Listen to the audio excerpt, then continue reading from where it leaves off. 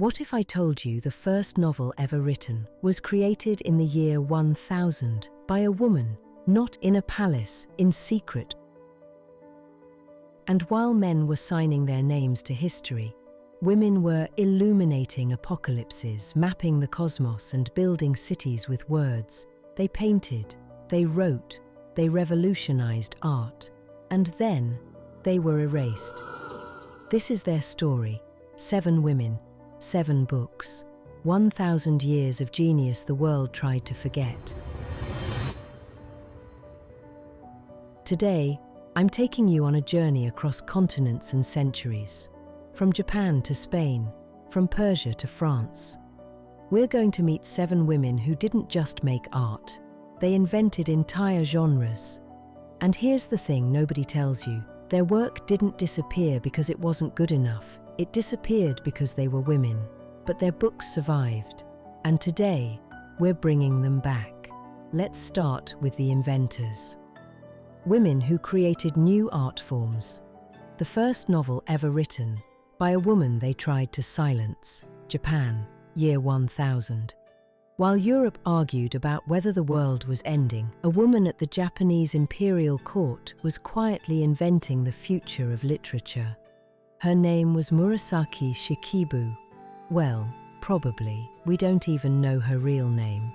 Murasaki was a nickname, named after a character in her own book. Shikibu referred to her father's job. Typical, right? But what she created? The Tale of Genji. 54 chapters, over 1,000 pages, 400 characters. This isn't just a story about a prince having affairs. This is the first time in human history that someone wrote down what a character was thinking, what they were feeling, their regrets, their inner conflicts. Before Murasaki, stories only showed what people did: action, events, plot. She invented the idea that what happens inside a person's mind is the real story. Look at these illustrations, made centuries later, but they kept painting her scenes because the story was that powerful. Black ink on paper, courtiers hidden behind screens, every detail deliberate. She wrote it in secret, because intelligent women were considered dangerous. And when she finished, she created what we now call the psychological novel. Virginia Woolf read it in 1925 and wrote, "All comparisons between Murasaki and great Western writers serve but to bring out her perfection." The first novel, by a woman, in the year 1000. Let that sink in. Murasaki invented a genre in secret, but some women created art so public it covered entire walls. An art form so ancient it predates the pyramids, created entirely by women. India, the Mithila region. For 2,500 years, yes, 2,500 years, women have been creating something extraordinary.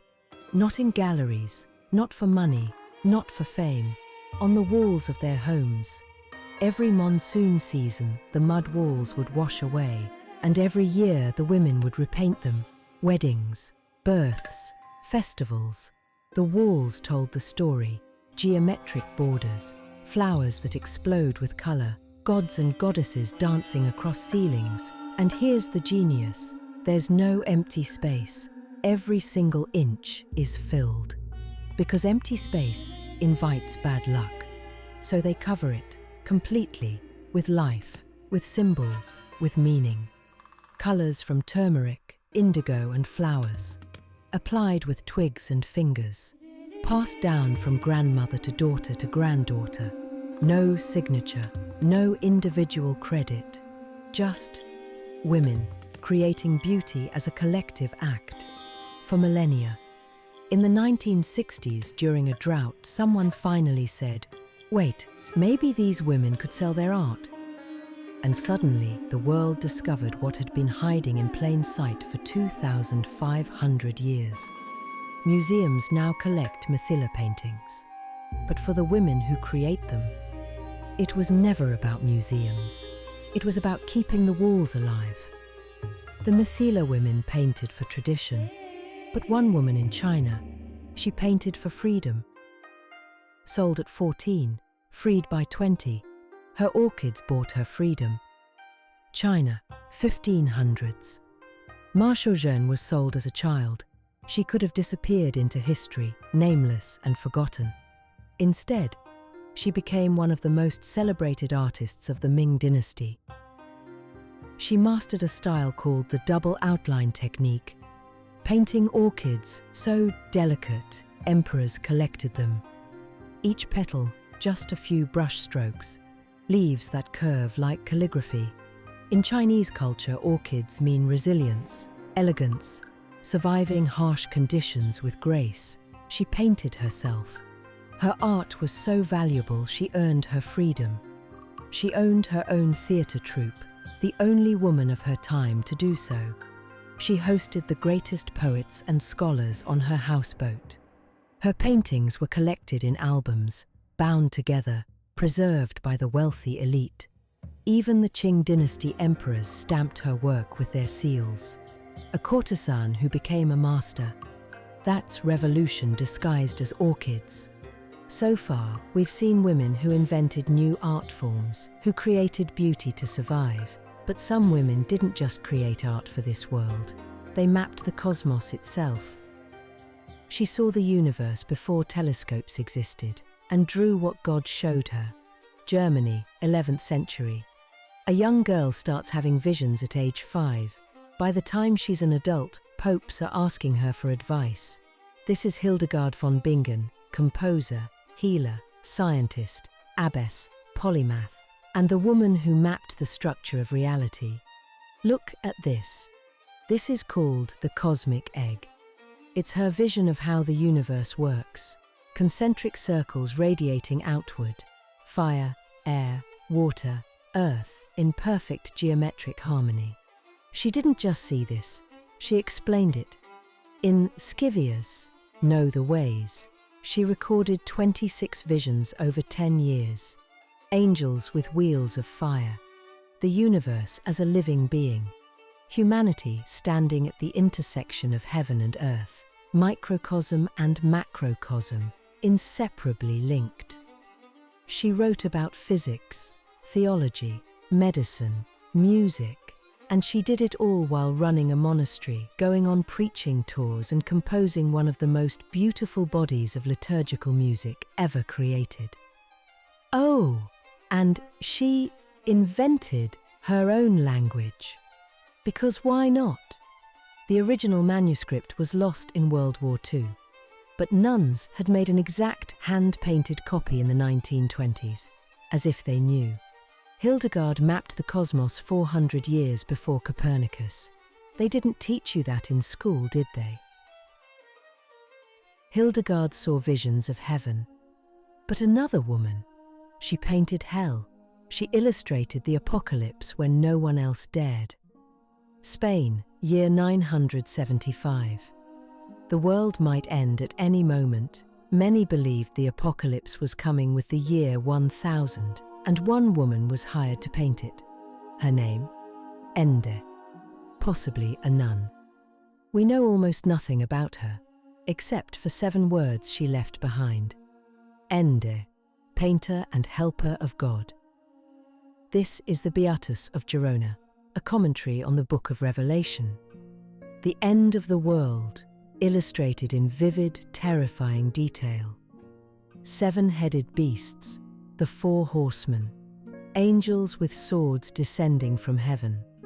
And Ende painted it in what's called the Mozarabic style, where Islamic geometric patterns meet Christian visions. Vibrant reds, deep blues, gold that still glows after 1,000 years. Historians can identify her work by her technique, stratified backgrounds. She splits the image into 3 layers: heaven, the human world, and the earth below. A vertical cosmos. 115 miniatures, many of them full page, some spanning 2 pages, and at the bottom of one page, hidden in tiny letters, Ende, painter. She signed her work. In an era when most artists stayed anonymous, She wanted you to know. A woman painted the apocalypse. Ende painted terror and judgment, but one woman turned the sacred into something quieter, more intimate. Every stroke a prayer, every line a meditation. Persia, 1800s, a manuscript created by a woman named Salmah. We don't know much about her life, but we know what she left behind. Look at this calligraphy. Each letter flows into the next with such precision, it's almost mathematical.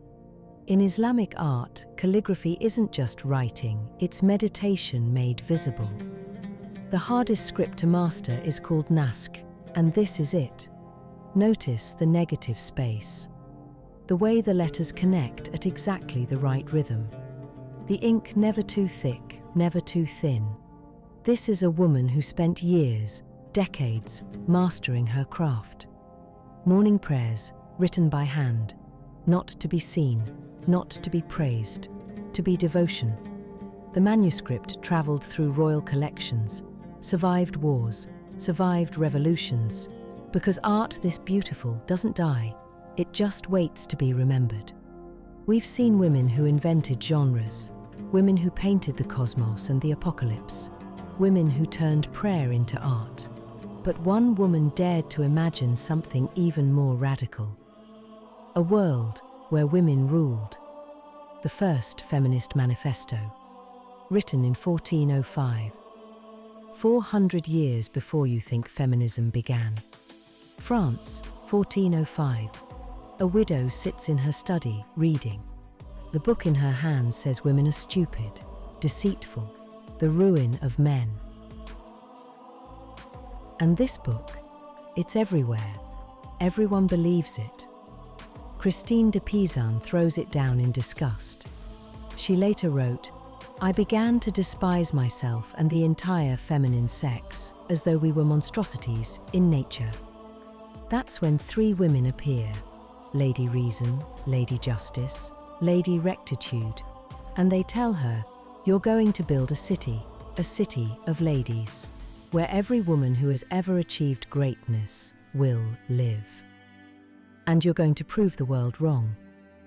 So Christine picks up her pen, and over the next few months she constructs something revolutionary. Not just a book, a fortress. She starts with the foundation: warrior queens, women who led armies, women who defied empires. Then she builds the walls: scholars, inventors, poets, artists. She populates the streets: ordinary women who showed courage, wisdom, kindness. And finally, she brings in the Queen, the Virgin Mary. 3 parts, 3 virtues guiding her, each section dismantling a different lie men told about women. Women are too weak. Here are women who fought in battles. Women can't think. Here are philosophers, mathematicians, inventors. Women are immoral. Here are saints and martyrs and queens. But here's what makes this genius. Christine doesn't just defend women. She attacks the men who slandered them. She calls them out by name, questions their motives, demands to know, if women are so inferior, why are you so threatened by us? This manuscript, the one we're looking at, was made for the Queen of France. Illuminated with gold, bound in leather. Christine supervised every detail. She copied the texts herself. She directed the artists. She didn't just write the first feminist manifesto. She published it, marketed it, sold it to the most powerful people in France. Christine de Pizan died around 1430. Her last work was a poem celebrating Joan of Arc. Even at the end, she was championing women who refused to stay silent. She never saw the Renaissance, never saw the printing press, never saw her words translated into dozens of languages. But she knew. She signed her name, built her city, and dared the world to tear it down. So what do all these women have in common?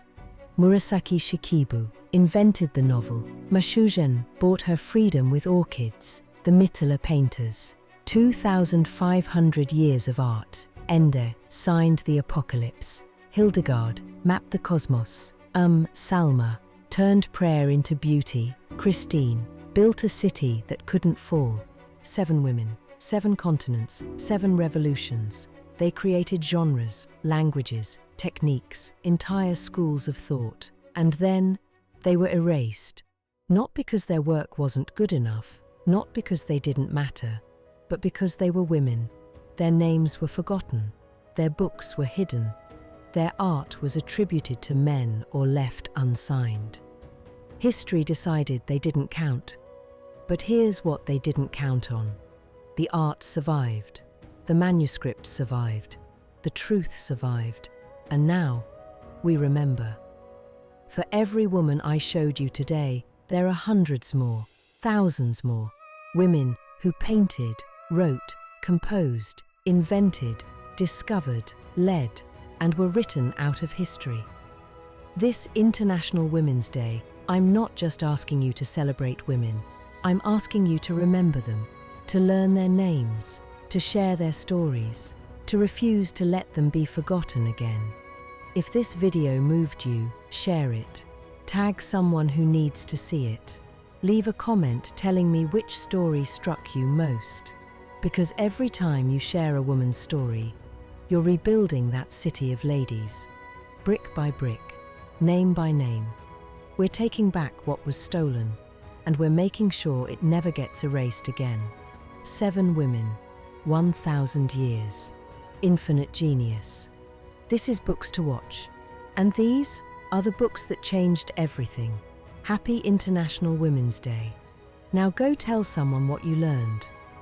Their books survived, because great art always does. You won't find this anywhere else.